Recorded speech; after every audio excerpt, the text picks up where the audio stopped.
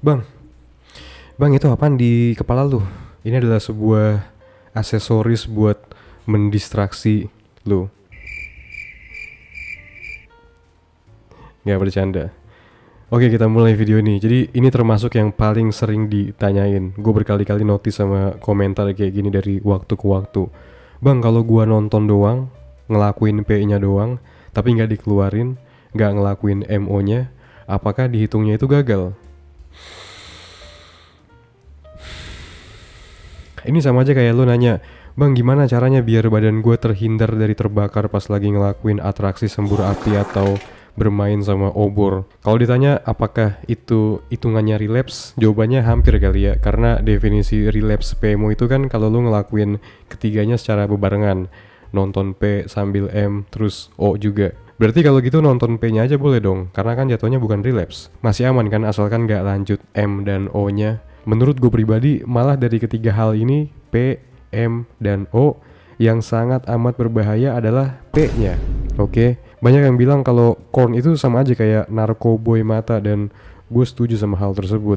Karena yang diserang itu kan otak lo, organ paling berharga di tubuh seorang manusia. Jadi di episode PMO kali ini gue mau ngasih lu perspektif tentang hal ini. Perspektif gue tentang hal ini sebagai seseorang yang at the moment sama sekali gak ada hasrat buat lihat atau ngecekin P atau Korn. Gue udah lupa bahkan gimana rasanya dikontrol sama hasrat buat buka situs-situs kotor dan dapat kesenangan dari situ. Sekarang seperti yang bisa lu lihat sendiri, gue baik-baik aja kan. Bisa berfungsi normal tanpa adanya P di hidup gue. Kalau gue bisa, lu pun pasti bisa gitu. Karena struktur otak kita sama, gak ada bedanya. Struktur otak kita sama bahkan sama kayak struktur otaknya Elon Musk juga. Tuhan itu maha adil, tergantung gimana masing-masing orang ngegunainnya kan. So gue harap setelah nonton video ini lu bakal jadi sadar bahaya besar dari nontonin doang meskipun gak dikeluarin. Hey, sebelum kita lanjut, buat lo yang belum tahu, gue nulis ebook panduan lengkap berhenti PMO. Terutama buat lo yang mau terbebas dari kebiasaan kotor ini, yang pengen sehari-hari pikirannya jernih, jadi lebih semangat buat ngelakuin hal yang sulit, dan gak terganggu sama hasrat buat ngelakuin PMO, gue pengen lo klik link di deskripsi untuk dapetin ebook ini. Ebook ini gue jamin bakal ngasih lo ilmu yang gak bakal lo temuin dimanapun. Link ada di deskripsi.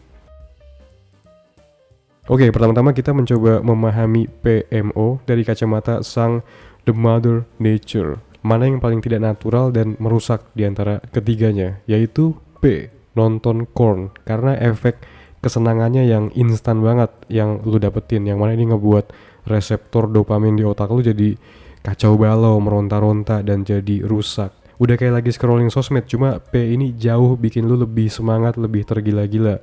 Lu scrolling dari konten A ke konten B ke konten C di kondisi dopamin yang tinggi banget tapi nggak natural ini. Dan yang bikin lebih nggak natural lagi, baru sekarang ini kan P dilakuin lewat kemudahan teknologi smartphone dan internet yang kita punya sekarang ini, yang sekarang lagi lu pegang. Bayangin lu bisa kok seharian 24 jam full tanpa jeda sama sekali scrolling konten P, tanpa ngerasa bosan sama sekali dan pengen lihat lagi dan terus. Apakah menurut lu ini suatu kewajaran?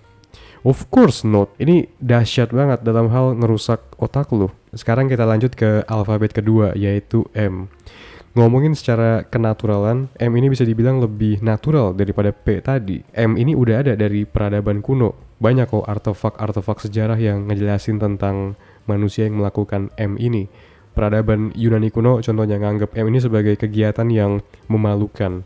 Kegiatan yang kalau dilakuin itu lu setara kayak budak, slave, orang barbar atau perempuan. Bukan gue yang ngomong ya, ini real berdasarkan orang-orang Yunani kuno yang memuja Zeus pada masa itu. Di agama pun, di Islam, di Kristen, M ini dilarang karena tidak bermoral. Lu yang kuat di agama pasti ngerti lah tentang dilarangnya melakukan kegiatan onana ini. Bahkan yang lucunya, hewan kayak monyet atau kera, simpanse, gorila, mereka juga M, dan ini cuma terjadinya pas mereka lagi di kebun binatang doang. Mungkin karena mereka ditangkep, dikurung, di kandang, gak bebas. Jadi hiburan buat ngilangin stresnya ya dengan mencolek-colek burungnya sendiri. Yang ketiga O, Ambatukam. Ini menurut gue yang paling mending, maksudnya paling natural dari sisi kenaturalannya. Mampus, ngerti gak lo tuh maksudnya apa? Dibanding dua hal sebelumnya tadi, tanpa O, umat manusia bakal punah. tanpa O lu jadi nggak bisa punya anak dan ngebangun keluarga besar ya kan. O paling natural dan harus ada, karena gara-gara inilah seorang manusia tercipta dari sisi biologisnya. Kalau dari sisi arwah, jiwa, keagamaan itu beda cerita lagi. Makanya pas mimpi basah lu gak perlu merasa bersalah. Kalaupun gak mengalami mimpi basah dalam waktu yang lama juga gak perlu khawatir, karena menurut studi ilmiah yang terupdate, terkini, sperma lu katanya diserap kembali sama tubuh. Berarti berdasarkan penjelasan gue tadi masing-masing tentang P-nya, M-nya, O-nya, yang paling sangat berbahaya ke diri lu di antara ketiganya adalah P-nya. Jadi ketika lu bertanya, "Bang, kalau nonton doang tapi nggak dikeluarin, itu malah sebenarnya yang paling bahaya." Meskipun dari nada bertanya lu seolah-olah nonton doang itu terlihat aman gitu buat dilakuin. Karena gini, nonton doang ini kan namanya aging. Tujuannya buat dapetin kesenangan doang, satisfy dopamin di otak lu doang. Masalahnya, ini bakal sangat mengganggu pikiran lu sehari-hari, mengganggu kemampuan lu buat fokus, buat mikirin hal yang lebih penting buat lu pikirkan di hidup.